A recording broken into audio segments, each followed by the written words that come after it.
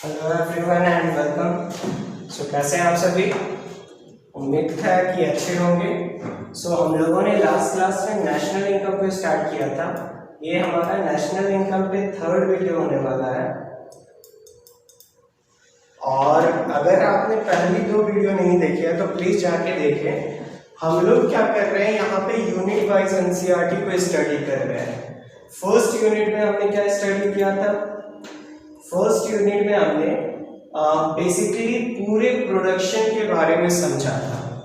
आज हम लोग सेकेंड यूनिट को पढ़ने वाले हैं। और सेकेंड यूनिट में क्या पढ़ने वाले हैं हम लोग, तो ध्यान से देखिए।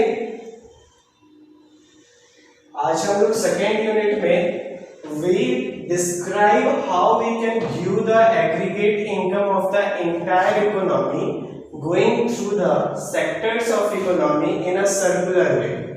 The same section also deals with the three ways to calculate the national income, namely product method, expenditure method and income method. तो पहले समझते हैं ये जो यूनिट 2 है हमारा, वो हम लोग यहाँ पे पहले तो अपना बेस क्लियर करेंगे। यहाँ पे आपको एक कंसेप्ट समझाया जाएगा। वो कंसेप्ट क्या है कि यहाँ पे एक इनकम जो नेशन में डेवलप हो रहा है, जो जनरेट हो रहा है, वो एक सर्कुलर वे में फ्लो कर रहा है। तो सबसे पहले हम इसको देखेंगे कैसे इनकम सर्कुलर वे में फ्लो कर रहा है। अब इसके अंदर फिर सब टॉपिक होने वाला है, मतलब ये 2.2 है। अब इसके बाद फिर 2.2.1 होगा, जहां पे हम लोग क्या पढ़ेंगे, कैसे नेशनल इनकम को कैलकुलेट करना है। और नेशनल इनकम को कैलकुलेट करने का 3 मेथड होता है। पहला प्रोडक्ट मेथड और वैल्यू एडेड मेथड, तो वो हो गया फर्स्ट यूनिट। फिर इसका दूसरा सब यूनिट हो जाएगा दूसरे मेथड से, और तीसरा सब यूनिट हो जाएगा जहां पे हम लोग थर्ड मेथड से नेशनल इनकम को कैलकुलेट करेंगे। तो आज हम लोग सिर्फ अपना बेस क्लियर करेंगे कैसे एक सर्कुलर वे में ये जो इनकम जनरेट हो रहा है इकोनॉमी में, वो फ्लो कर रहा है। और सारी बातों को आप समझ जाएंगे। और देखिए आपके लिए बैलून भी है, बैलून के थ्रू ही हम लोग समझेंगे। इसको हम लोग सर्कल एज्यूम करेंगे और फिर यहाँ से समझने का प्रयास करेंगे कि कैसे सर्कल में फ्लो कर रहा है। और अगर इसमें हम लोग कोई छेद कर दिए तो क्या होगा, लीकेज होगा। तो लीकेज क्या होता है, इंजेक्शन क्या होता है, सारी बातों को हम लोग आज समझने वाले हैं। तो चलिए क्लास स्टार्ट करते हैं हम लोग आज का।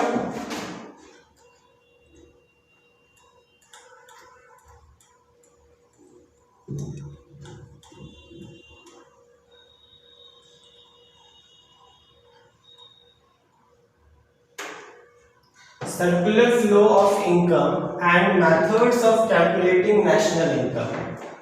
The description of economy in the previous section enabled us to have a rough idea of how a simple economy without a government, external trade or any saving may function. तो एक rough idea हम लोगों को पहले ही मिल चुका है। वो क्या है कि वहां किसी भी इकोनॉमी में क्या होता है कि कोई प्रोड्यूसर होता है।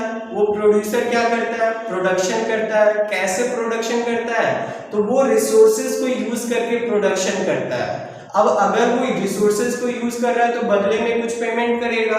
तो जो पेमेंट करता है उसको हम लोग फैक्टर पेमेंट बोलते हैं। अब काम क्या हो रहा है ना कि प्रोडक्शन के बाद पहले प्रोडक्शन समय उसने क्या किया, मनी को दिया।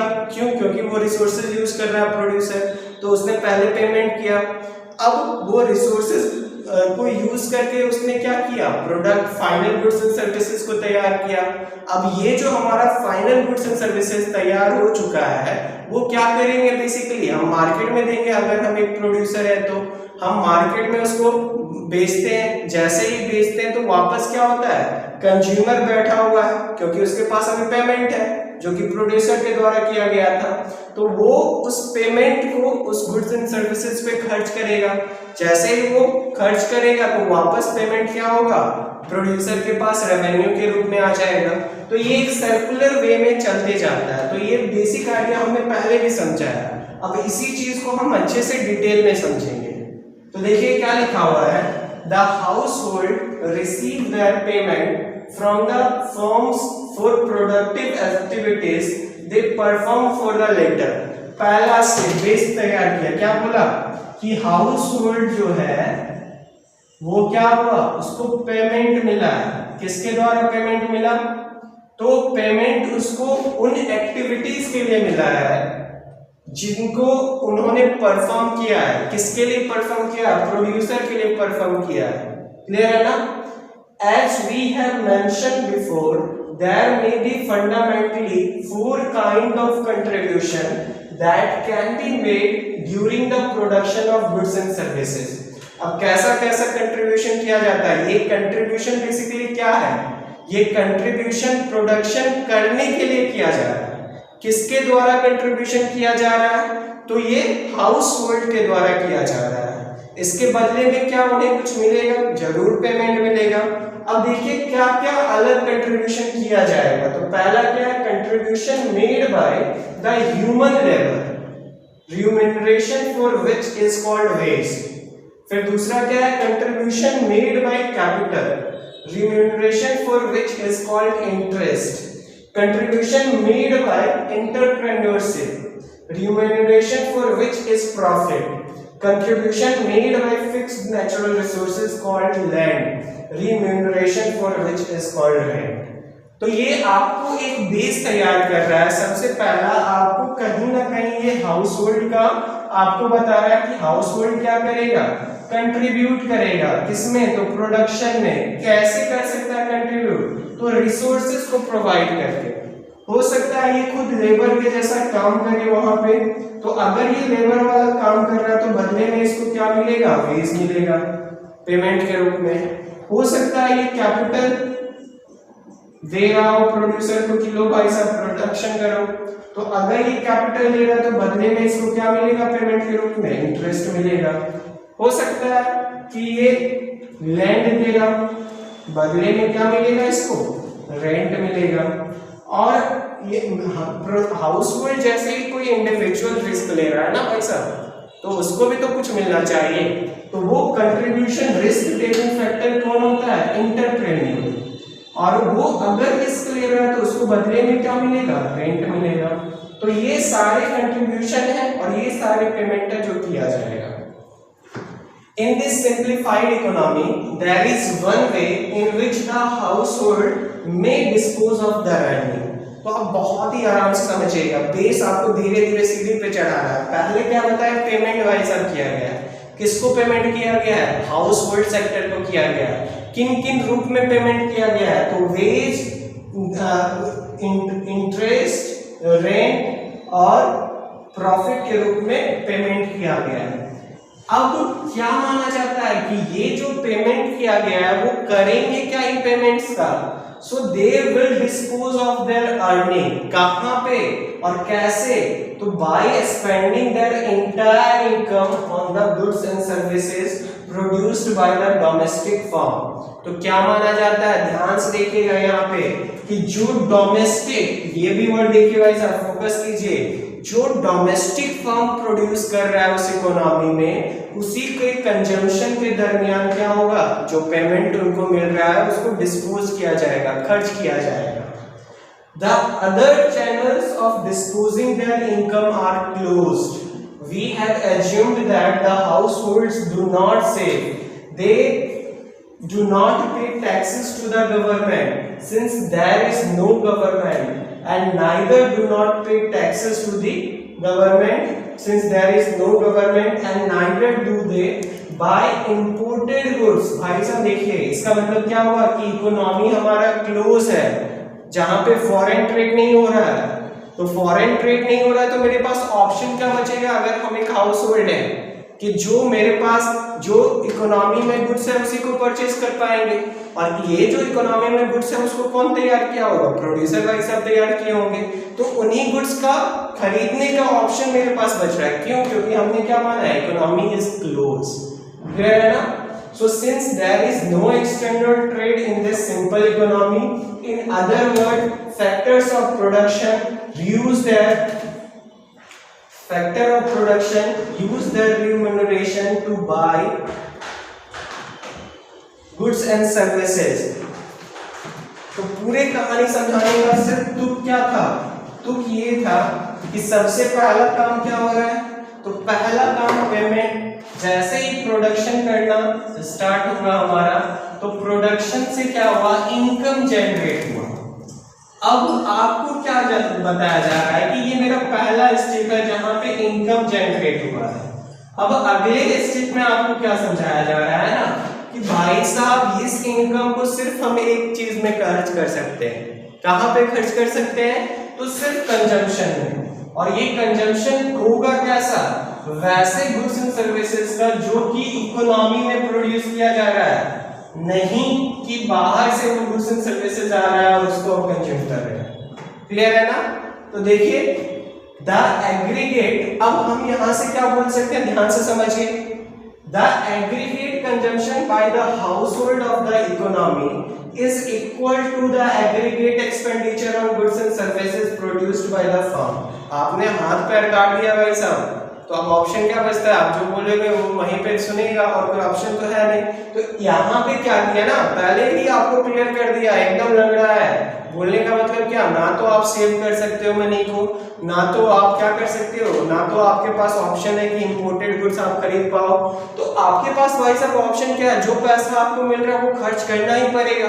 और किस चीज में करना पड़ेगा, जो गुड्स एंड सर्विसेज इकोनॉमी में उसी राष्ट्र में तैयार हो रहा है उसी में खर्च करना पड़ेगा। तो अब ये कहानी बता रहा है कि यहां से हम एक कंक्लूजन निकाल सकते हैं, क्या कि हम जितना एक्सपेंडिचर के रूप में खर्च कर रहे हैं, कहीं ना कहीं उतना का ही गुड्स एंड सर्विसेज इकोनॉमी में क्या हुआ है, तैयार हुआ है। क्यों ऐसा हम कंक्लूजन निकाल रहे हैं, क्योंकि भाई साहब हम सेव ही तो नहीं कर सकते हैं। ऐसा आप सोचोगे कि हम सेव कर लेंगे, हम आधा पैसा ही देंगे।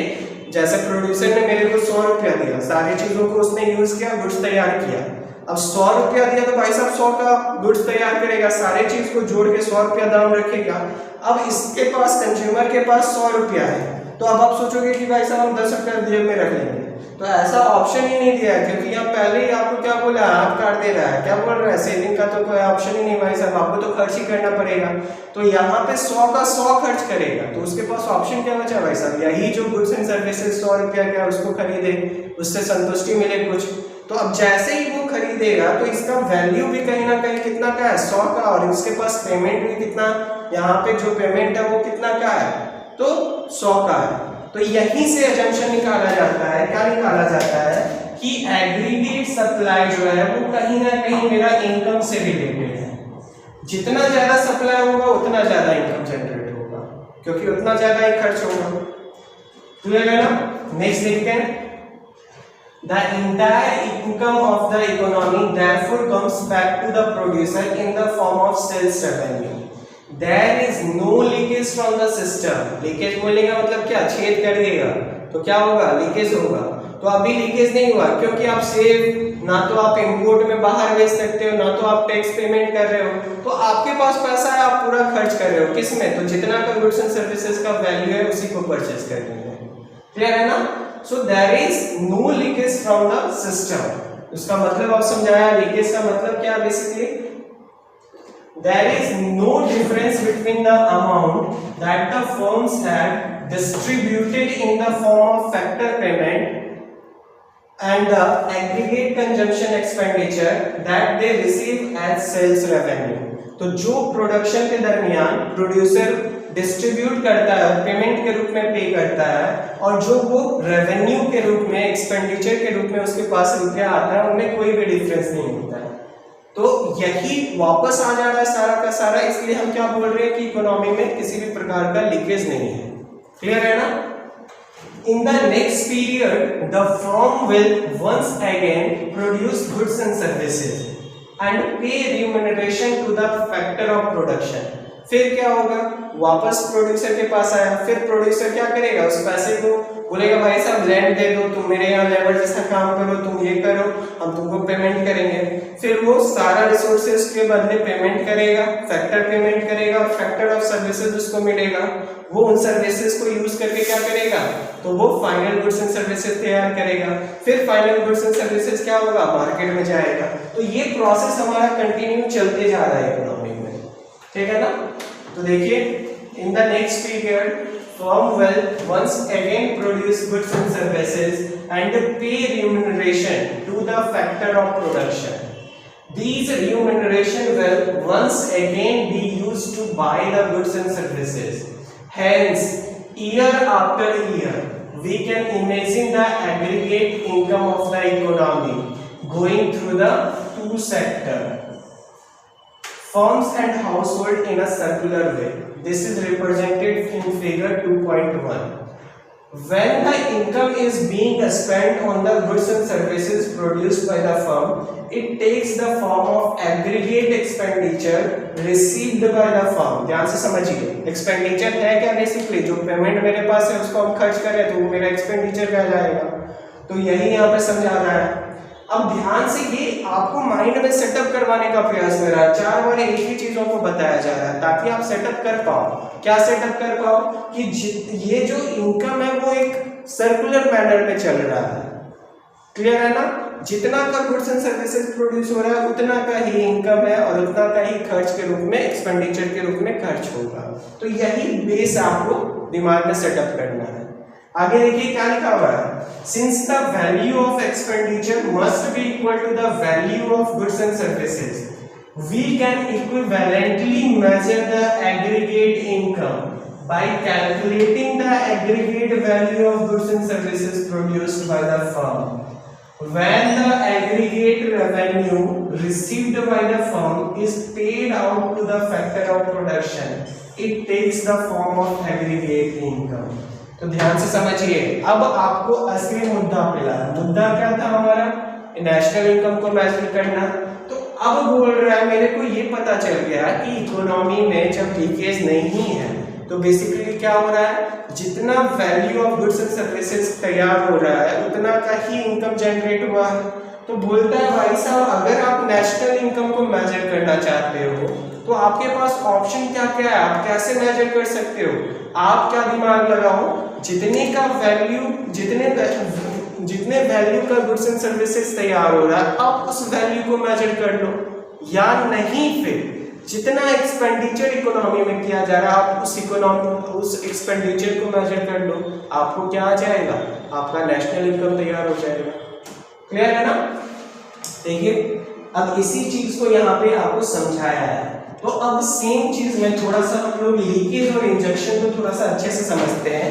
देखिए ये आपका एक सर्कुलर फ्लो मान के चलिए, यहाँ पे आपको क्या दिख रहा है? फर्म है, यहाँ ऊपर साइड फर्म है और नीचे साइड आपका हाउस होल्ड है। सबसे पहले काम क्या हुआ? प्रोडक्शन इज द बेस, करता धरता हमेशा याद रखना है। सबसे महान कौन है? प्रोडक्शन है। अब प्रोडक्शन करने के लिए प्रोड्यूसर को चाहिए क्या? फैक्टर सर्विसेज चाहिए। तो फर्म्स क्या किया? हाउस होल्ड को फैक्टर सर्विसेज दिया। अब जैसे ही हाउस होल्ड फर्म से फैक्टर सर्विसेज लिया, बदले में क्या करेगा? तो बदले में फैक्टर पेमेंट करेगा। कौन करेगा? तो आपका फर्म्स करेगा। किसको करेगा? तो हाउस होल्ड सेक्टर को करेगा। तो यही चीज यहाँ लिखा हुआ है। देखिए पहला काम क्या हुआ? प्रोडक्शन जब स्टार्ट हो रहा था सबसे पहले फर्म्स ने, देखिए ध्यान से, फर्म्स ने फैक्टर सर्विसेज लिया। किससे लिया? हाउस होल्ड से लिया। फिर क्या हुआ? अब फैक्टर पेमेंट किया जाएगा क्योंकि हम लोग सर्विसेज यूज कर रहे हैं, कोई वेलफेयर करने नहीं बैठा है, सब प्रॉफिट के लिए है। तो अब क्या हुआ? हमने फैक्टर पेमेंट किया। किनको पेमेंट किया? हाउस होल्ड सेक्टर को। क्यों? क्योंकि उन्होंने मेरे को रिसोर्सेज प्रोवाइड करवाया। अब जैसे ही मेरे पास रिसोर्सेज आ गया, हमने क्या किया? फाइनल गुड्स एंड सर्विसेज तैयार किया। अब फर्म्स ने जैसे ही फाइनल गुड्स एंड सर्विसेज तैयार किया, फर्म्स क्या करेगा? उसको मार्केट में लाएगा। मार्केट में है कौन? House hold. ना गवर्नमेंट है ना तो ओपन इकोनॉमी है, तो सिर्फ कंजम्पशन के लिए ऑप्शन कौन बचता है मार्केट में? House hold. वो क्या करेगा? वो गुड्स एंड सर्विसेज को कंज्यूम करेगा। अब बदले में भाई साहब ये भी तो थोड़ी अपना वेलफेयर देख रहा है, ये क्या करेगा? ये पेमेंट करेगा बदले में। किसको पेमेंट करेगा? फर्म्स को करेगा। अब अगर आप यहाँ पे ध्यान से देख रहे हो ना, तो दो फ्लो चल रहा है। एक बोलते हैं रियल फ्लो, एक बोलते हैं मनी फ्लो। मनी का फ्लो किस रूप में चल रहा है? तो देखिए, एक तो पेमेंट के रूप में इधर से इधर, दूसरा स्पेंडिंग के रूप में। इधर से सर्च हुआ, इसके पास आया, स्पेंडिंग के रूप में फर्म्स के पास आया, फिर ये इन्होंने क्या किया, फैक्टर पेमेंट के रूप में पास कर दिया। अब दूसरा फ्लो जो है उसको बोलते हैं हम लोग real flow, flow of goods and services. तो क्या देखिए, फैक्टर सर्विसेज इसने यूज किया, फिर क्या हुआ, तो यहाँ पे गुड्स एंड सर्विसेज तैयार किया, उसको ट्रांसफर किया। तो बेसिकली दो फ्लो चल रहा है, एक मनी फ्लो, एक आपका रियल फ्लो।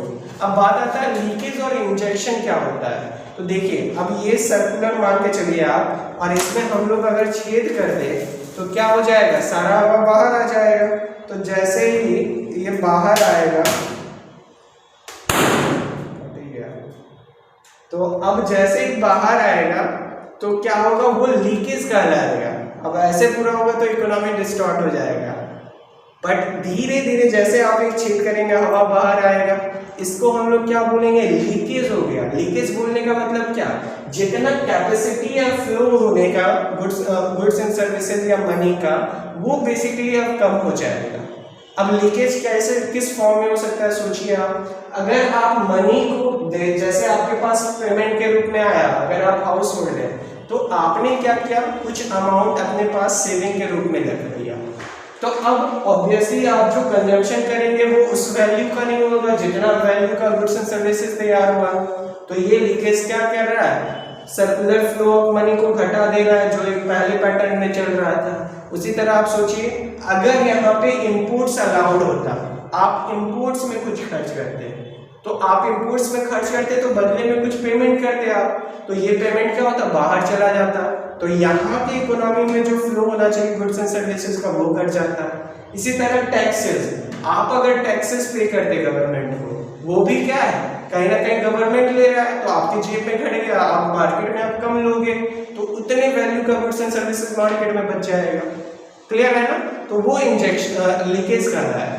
अब इंजेक्शन क्या होगा, अगर आप एडिशनल मनी को डाल रहे हो, किस फॉर्म में डाल रहे हो, गवर्नमेंट सब्सिडी के फॉर्म में डाल रहा है। जैसे ही गवर्नमेंट ने बोला भाई साहब आपको टेंशन नहीं लेना, हम क्या करें, एलपीजी गैस का दाम का आधा यहाँ पे पेमेंट कर दे रहे हैं, और वो गैस वाले को बोल दिया कि आपको अब आधा वहां से लेना है। तो एलपीजी वाले ने क्या किया, कंज्यूमर से आधा प्राइस लिया। तो ये क्या है, एक तरीके का, ये आप उसके पास रुपया बच गया, आप सोचो कि उसके पास रुपया बच गया, वो क्या करेगा, ज्यादा कंजम्पशन कर पाएगा, कौन, कंज्यूमर। तो value of goods and services जो प्रोड्यूस हुआ है, तैयार हुआ इकोनॉमी में, उतना का यहाँ पे क्या हो जाएगा, कंजम्पशन हो जाएगा। तो इसको हम लोग बोलेंगे इंजेक्शन। क्लियर है ना। चलिए नेक्स्ट समझते हैं। देखिए क्या बोलता है, The uppermost arrow going from the household, ध्यान देखिएगा, the uppermost arrow going from the household to the firm, clear, ध्यान से देखिए, represents the spending, क्या दिखा रहा है, spending, खर्च, किसके द्वारा किया गया, हाउसहोल्ड, किस पे किया जा रहा है, जो गुड्स एंड सर्विसेज फर्म्स ने तैयार किया है। तो क्या बोल रहा है, the uppermost arrow going from the household to the firm represents the spending the household undertake to buy goods and services produced by the firm. The second arrow going from the firms, ये वाला arrow देखिए क्या बोल रहा है, the second arrow going from the firms to the household is the counterpart of arrow ever. मतलब ऐसा क्यों हुआ, क्यों वो खर्च किया जा रहा है, क्योंकि ये यहाँ पे गुड्स एंड सर्विसेज तैयार कर रहा है और उसको मार्केट में ला रहा है फर्म्स, ठीक है ना। It stand for the goods and services which are following from the firms to the household. In other words, this flow is what the household are getting from the firms for which they are making the expenditure. In short, the two arrows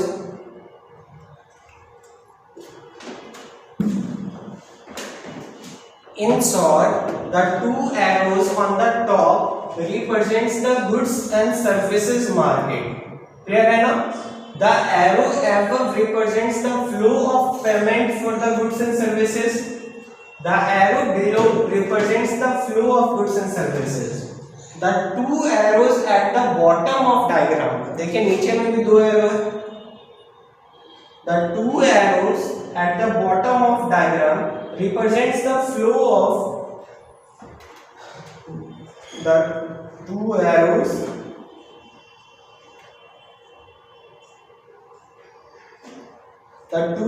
at the bottom of the diagram similarly represents the factors of production market. ये किसका था? ये goods and services का market था, जहां पे final goods and services तैयार किया जा रहा था और उसके कंजम्पशन के बदले में क्या किया जा रहा था? पेमेंट किया जा रहा था। यहाँ पे ये कौन सा मार्केट है? नीचे वाला, ये फैक्टर ऑफ प्रोडक्शन मार्केट है, मतलब जो भी प्रोडक्शन के दरमियान फैक्टर यूज होगा उसका मार्केट है।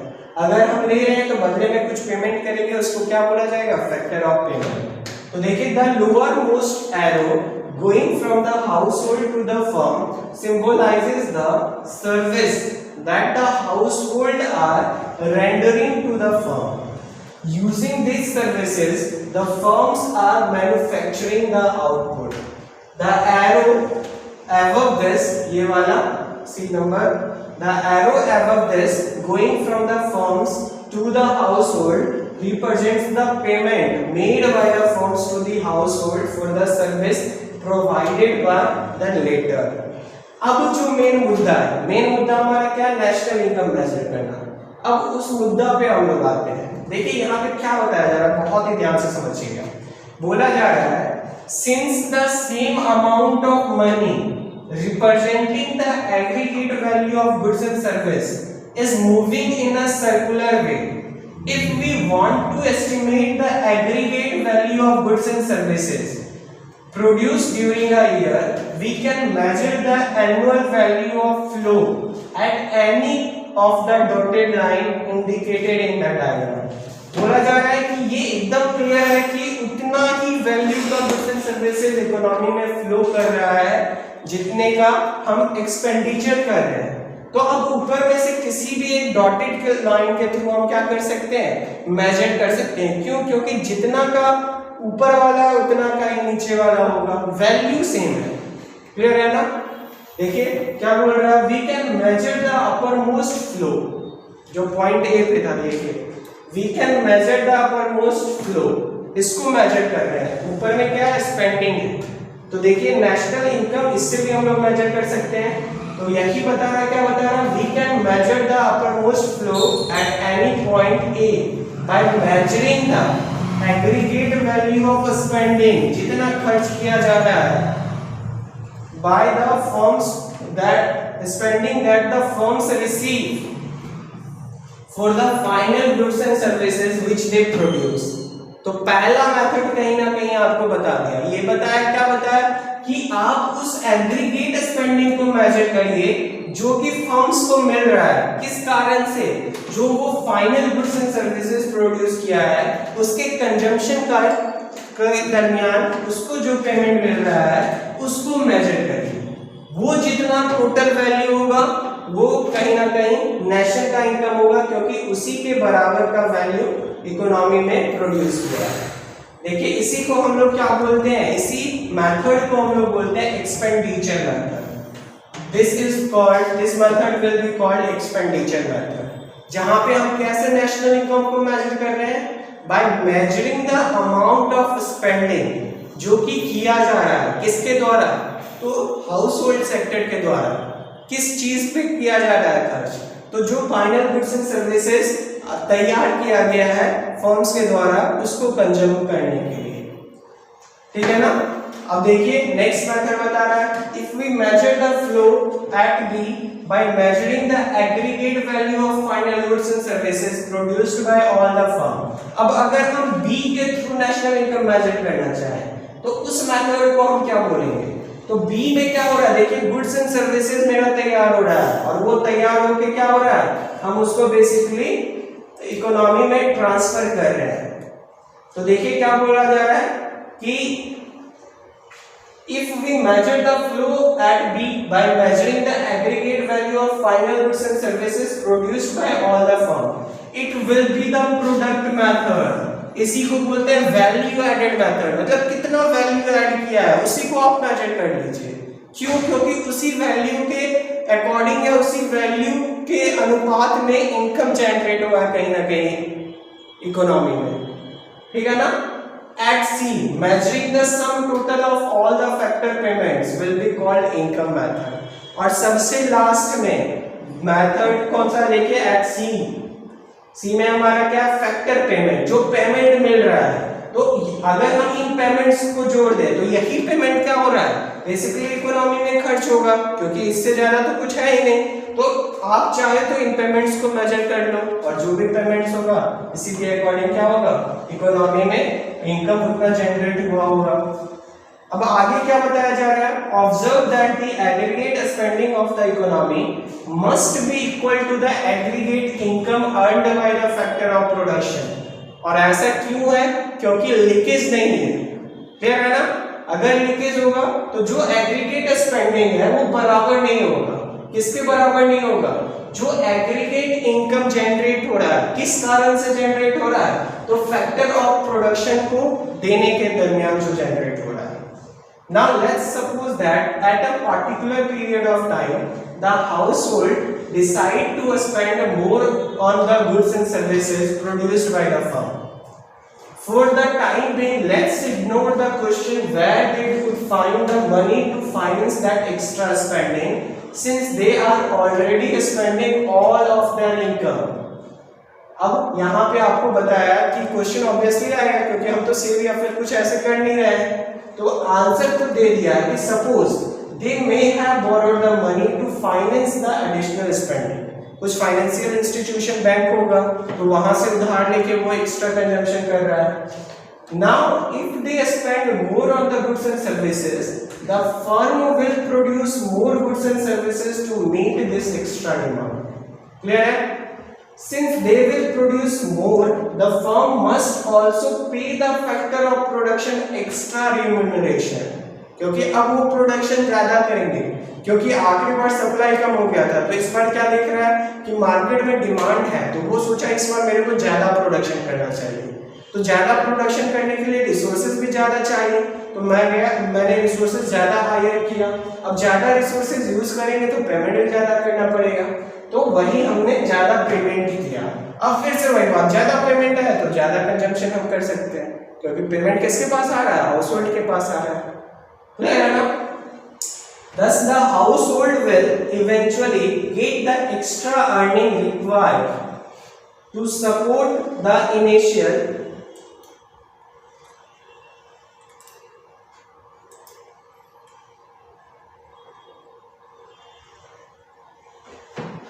extra spending. Since they will produce more, the firms must also pay the factor of production extra remuneration. How much extra amount of money will the firm pay? The additional factor payment must be equal to the value of additional goods and services that are being produced. Thus the household will eventually get the extra earning required to support the initial additional spending that they had undertaken. तो जो वो उधार ले रहा था वो वापस उसके पास आ जाएगा। क्यों? क्योंकि ज्यादा प्रोडक्शन हो रहा है, ज्यादा रिसोर्सेज हायर हो रहा है, तो ज्यादा पेमेंट करना पड़ रहा है, तो हाउस होल्ड के पास वापस एक्स्ट्रा पैसा आ गया। क्लियर है ना। In other words, the household can decide to spend more, spend beyond their means, and in the end their income will rise exactly by the amount which is necessary to carry out the extra spending. Putting it differently, an economy may decide to spend more than the present level of income, but by doing so, its income will eventually rise to a level consistent with higher spending level. अब बोलता है कि जो spending level है, अगर हम ज्यादा खर्च कर रहे हैं तो इकोनॉमी का इनकम जो है ना वो कहीं ना कहीं ज्यादा राइज करेगी। क्लियर है ना। तो क्यों करता है, तो यहाँ पे एक चैप्टर आता है मल्टीप्लायर, उसके इफेक्ट के कारण होता है, ठीक है ना। तो देखिए वही बोल रहा है, but by doing so its income will be eventually rise to a level consistent with higher spending level.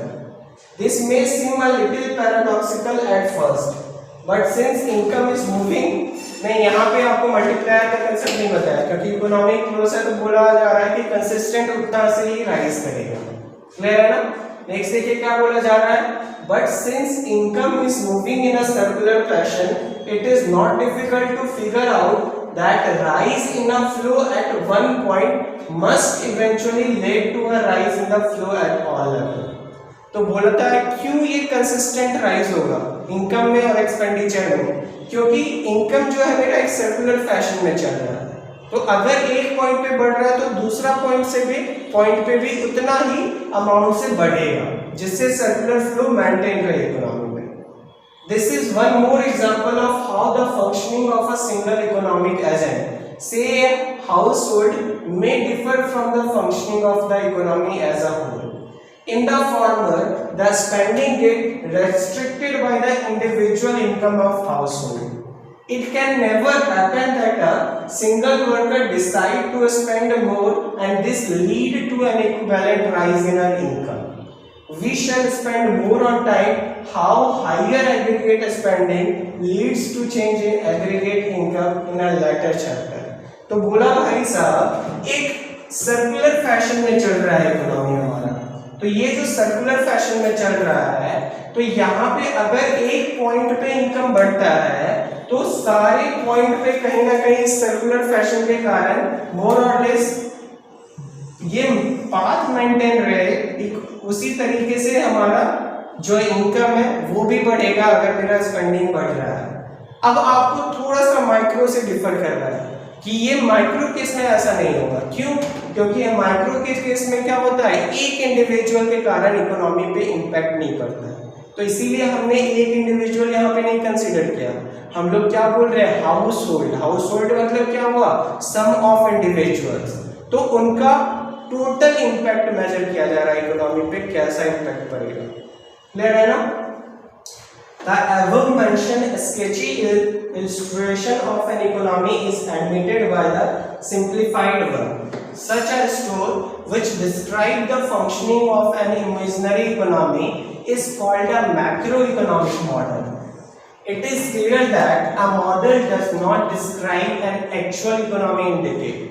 क्योंकि यहाँ पे आप बहुत चीजों को आपने एज्यूम कर लिया था, सेविंग नहीं कर रहे, ये सब नहीं कर रहे हैं, तो ये जो मॉडल हमने पढ़ा है ऐसा नहीं है कि सारे का सारे इकोनॉमी को आपको डिटेल में बता रहा है, बट अब यहाँ पे यही चीज समझा रहा है। For example our model assumes that household do not save, there is no government, no trade with the countries, however models do not want to capture an economy in its very minute detail. मतलब ऐसा जरूरी भी नहीं है कि model को capture करे।